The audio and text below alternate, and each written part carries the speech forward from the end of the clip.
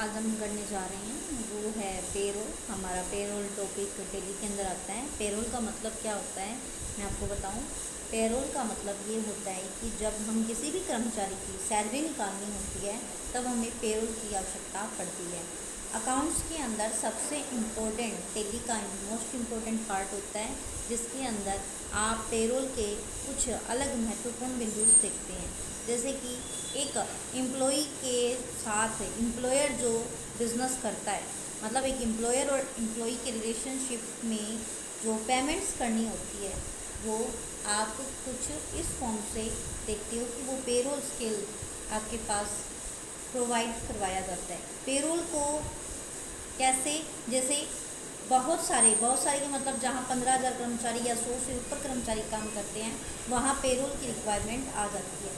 Payroll के अंदर आप कर्मचारियों का रिकॉर्ड रखते हैं, साथ में उन्हें कैसी पेमेंट, कितनी पेमेंट, किस हिसाब से पेमेंट दी जानी है, कौन सी स्टेज पर कर्मचारी काम कर रहे हैं, कौन सी यूनिट्स में काम कर रहे हैं, कितने एम्प्लॉई काम कर रहे हैं, कौन से वर्कर्स कौन से स्टेज पर है, इन सब की जांचने के लिए, इन सब का रिकॉर्ड रखने के लिए आपके पास पेरोल होना ज़रूरी हो जाता है।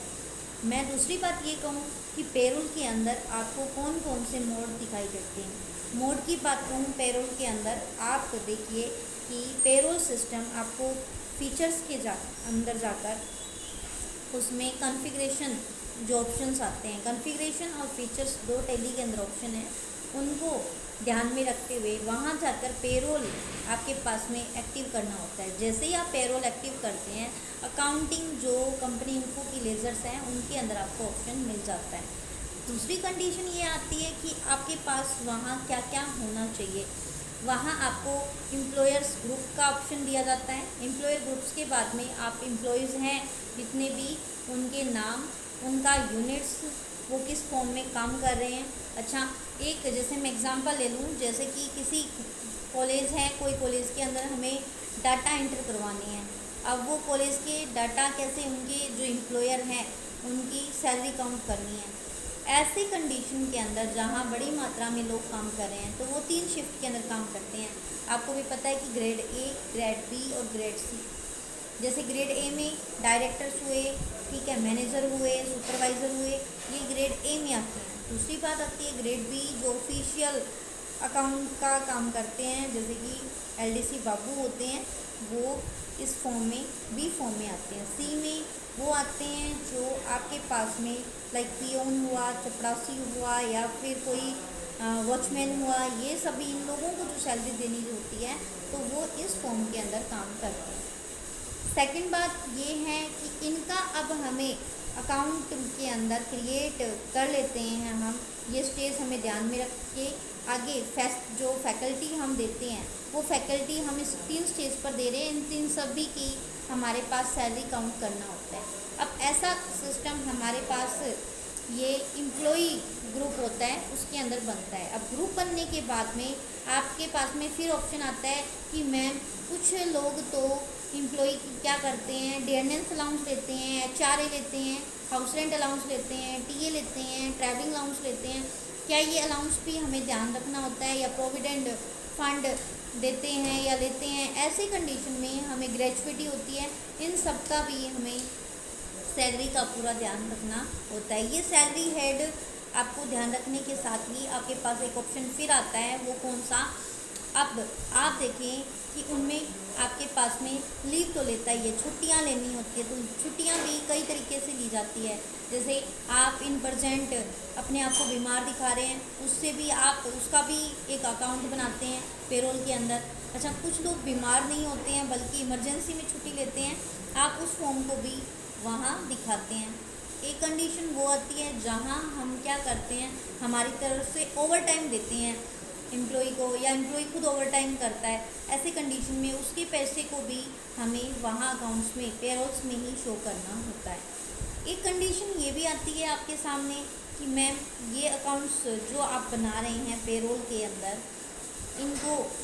इनके अंदर हमें डिटेल्स तो डालनी होती होगी। हाँ, इसमें हमें एम्प्लॉय डिटेल्स डालनी होती है, जैसे एम्प्लॉई का नाम, उसका नाम क्या है।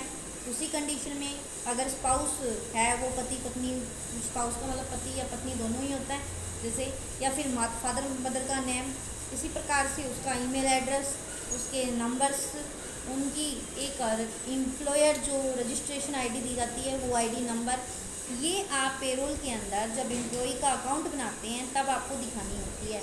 एक आपके पास में PAN पैन नंबर भी दिखाना होता है, इसी प्रकार से आधार नंबर है तो वो भी ज्वाइंट करवाना पड़ता है, वो दिखाने होते हैं। अच्छा, यही आधार पर आप अपने एम्प्लॉय को सैलरी देते हो। अब ये सैलरी अगर आप दी जाती है तो उसको कितने पैसे दिए जा रहे हैं, कौन से महीने से कितने महीने में पैसे जा रहे हैं, ये स्केल भी यहाँ आके ग्रोथ करता है। सेकंड कंडीशन ये आती है, क्या ये पेरोल के अंदर आपके पास में यूनिट्स वाइज काम करते हैं। यूनिट्स का मतलब जैसे कि लाइक सुबह से लेकर शाम तक काम करना, या फिर जो वो अलाउंस ले रहे थे, अभी मैंने अलाउंस का जिक्र किया था, तो बेसिक सैलरी के साथ काम करते हैं। जैसे मेरी बेसिक सैलरी 20,000 रुपये हैं और उसके ऊपर अगर और पैसे मैं दे रहा हूँ तो वो DA डिपेंडेंस अलाउंस है या फिर ट्रैवलिंग अलाउंस है, HRA है, वो चीज़ें भी वहाँ रिप्रेजेंट करवाई जाएगी। अब ये अलाउंस यहाँ क्यों दिखाए जाते हैं मैं आपको बताऊँ।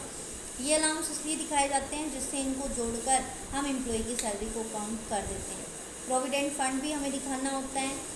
अच्छा, एक ESI नंबर भी आपको वहाँ जनरेट करना होता है। ये अकाउंट्स बनाने के बाद में पेरोल के अंदर आप जितनी भी एंट्रीज़ करना चाहते हैं वो सारी एंट्रीज़ कंप्लीट करवा सकते हैं। इस प्रकार से पेरोल एक समराइज कंप्लीट तो मैं नहीं कह सकती कि पूरा डीपली बहुत ज़्यादा है इसमें कंटेंट, बट समराइज रूप से मैंने आपको बताया कि सैलरी काउंट करने के लिए कर्मचारियों की पेरोल बनाया जाता है। पेरोल आपको टेली के अंदर कॉन्फ़िगरेशन पे जाओगे या फीचर्स में जाके सेट कर सकते हैं। आप वहाँ कुछ ऐसे डिटेल्स डाल सकते हो और कर्मचारियों को क्या क्या सुविधाएं मिल रही है और कौन सी स्टेज पर है वो सारी चीज़ें वहाँ बताकर उसके अकाउंट्स को मेंटेन कर सकते हो। इस प्रकार से हम एक ही एम्प्लॉय की नहीं, जितने भी एम्प्लॉयज़ हमारे यहाँ काम करते हैं हम सभी का अकाउंट्स बना सकते हैं। Thank you so much.